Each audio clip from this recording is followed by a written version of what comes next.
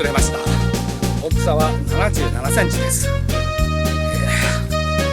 どうも駆け上がりに沿って横走りしたようで目釣りしまして、結構苦労しましたが、やはり地域ポイントらしく好ましいいい手応えでした。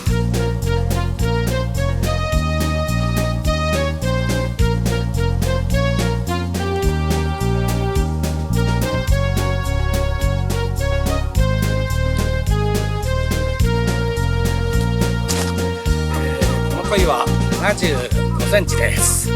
これも産卵のオスですね。やっぱりこのくらいのサイズが多いようですね、この鯉は。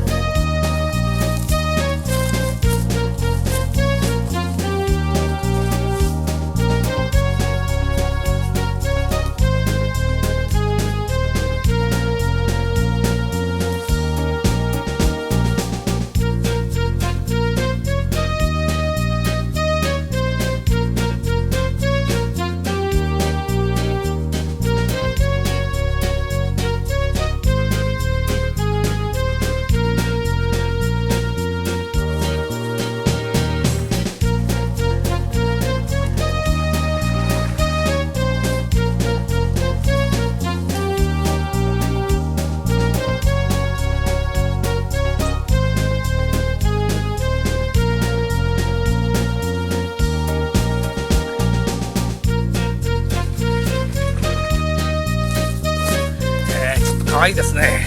大きさは60センチちょいです。